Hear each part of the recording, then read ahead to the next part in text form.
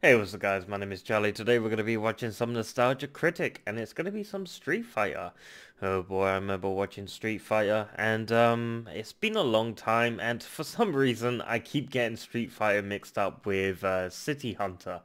Jackie Chan was in City Hunter, and there was a scene where there was like a street fighter scene where he was dressed up as Chun-Li and he was like a woman, as Jackie Chan was dressed up as a woman. And for some reason, I keep getting City Hunter and Street Fighter mixed up in my head because of that. So I do apologize. In a previous video I made, I got those videos mixed up.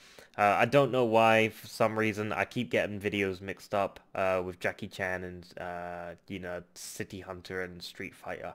I really need to stop doing that. But it's just a bad 4 memory. But yeah, let's check out the video, shall we? Let's go. I'm the Nostalgia Critic. I remember it so you don't have to. Well, an overwhelming amount of viewers have made it clear that there are two films that put the sin in cinematic shitmongering that I must address. Street Fighter and Mortal Kombat. And God can't tell you how much I don't want to review these suckers. If someone gave me a choice between sitting through these movies again and being crucified, I'd say, grab the nail gun! I hear there's a lumber sale at Home Depot's! Both of these movies are based on the best fighting games that ever hit the arcades. Street Fighter 2 for its speed and gameplay, and Mortal Kombat for its violence and gore. But luckily, all that violence and gore had absolutely no disturbing side effects on our decent childhoods. I'm sorry, I have to do that every 12 minutes. Now, both of these movies came out around the same time, so we got a double dose of disappointment that summer. But, to keep it simple, let's review the first film that came out that year, Street Fighter. Yep, remember this. So what's the main problem with this piece of shit of a movie? 4 syllables. Jean-Claude Van Damme. Van Damme is like the poor man's Chuck Norris, the guy you get if you think Steven Seagal is too classy for your movie. He knows martial arts, but he often forgets that you need a personality in order to be interesting. Anytime, big head. The only bigger insult to having a bad actor in a bad film is having a good actor in a bad film. Enter Raul Julia as the villain M. Bison. Raul Julia was one of the most charismatic actors who ever lived, and was taken from us a million times too early. In fact, it was rumored that Raul Julia did this as his last film because it was something his children really wanted him to do. Wow. Well, thank you, you little brats! He lived long enough just to see the destruction of his entire career! Top notch! Warning, this is clearly for satirical purposes. Raul Julia kicks ass, I'm sure his family kicks ass. You've lost your balls. So what's the story, you're probably wondering? Well, ironically, it involves absolutely no street fighting whatsoever. Van Damme plays a war hero named Guile who's out to stop the evil M. Bison from, you guessed it, taking over the world. Of course! On top of his Oh, fearsome God. army, Bison also has hostages that he's holding ransom for $20 billion. Guile, being the fearless leader, has this to say. Can he do that on TV? After that, we get a bad action sequence, followed by another bad action sequence, followed by another bad action sequence, followed by another bad action sequence, followed by... Oh, hey, look, they're actually talking here. Okay, this is the scene where they discuss their strategy to... Oh, wait, no, sorry, this is just another bad action sequence. Guile's accompanied by 3 other fighters, Chun-Li, Balrog, and Honda. They represent some sort of journalistic secret agent fighting squad who are also out to take on M. Bison. Now that's just violating nonpartisan reporting. These 3 God. obviously have a very difficult task ahead of them. Not taking on M. Bison's fearsome army, but trying to figure out what the hell their fearless leader is saying. Call it a wake-up call. A wake-up call? What? What's a wake-up call? Oh, wait, I'm knocked what? upside in 15 minutes. What? And destruct his defenses. Huh? If Sagat runs against the Bison. Who? Seriously, even the actors in the movie look at him like they have no idea what he's saying. I Some don't know moron what he's just scanned saying. me. Hey, to admit it, I think I might actually be missing Schwarzenegger. Get the hostages out. Get the hostages out! Things start looking up when it appears that Guile has been shot and murdered in the middle of a violent shootout. Hey, alright, this movie's finally starting to get good! It turns out that Guile's still alive, and this death scene was just an attempt to fool the enemy, even though they spot him on a speedboat just a few moments later.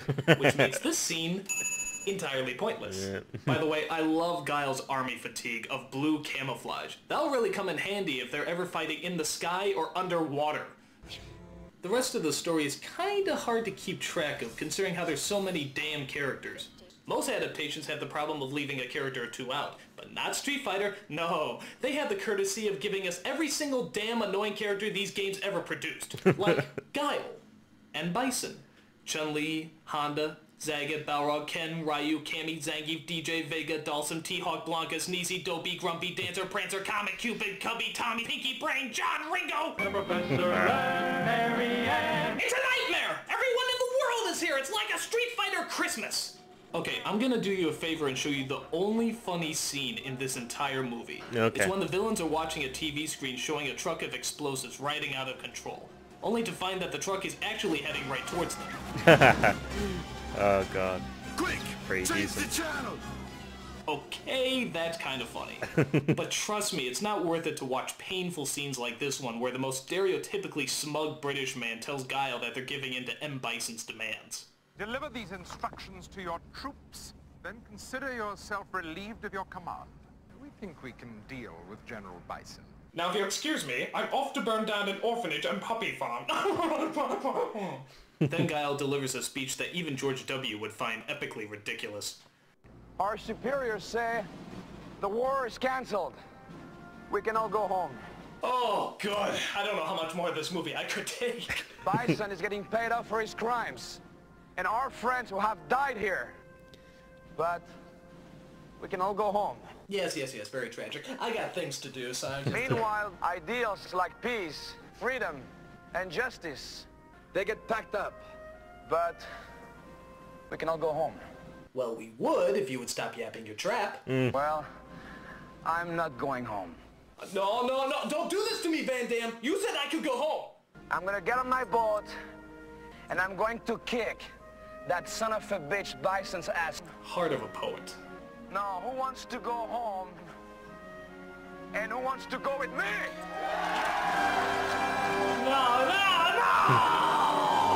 One subplot out of the billions going on Gonna here involves home in the Guile's body friend bag. Blanca, who's transformed into a mix between the Hulk and one of those cavemen you see from the Geico commercials. You're joking. This is done by a scientist named Dhalsim, who's just a dead ringer for the Dhalsim in the video game. Can you tell the difference? I sure can't.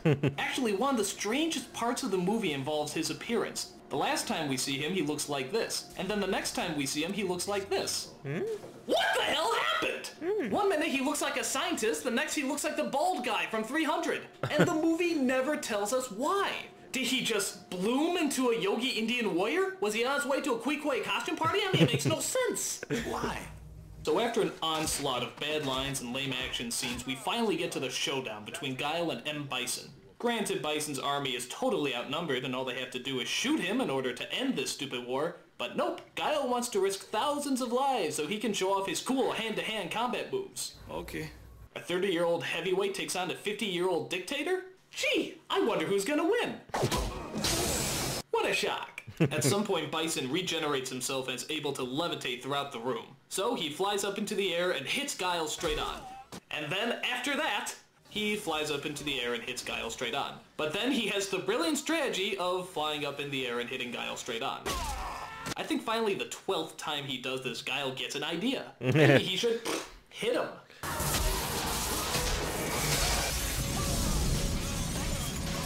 Bison, you're off the air.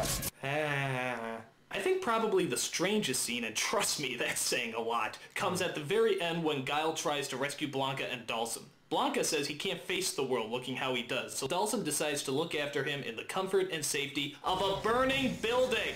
I mean, what made them think they would be okay there? Guile even at one point says, This whole place is gonna go up. "Oh, it's a fixer-upper, but you can't beat that rent."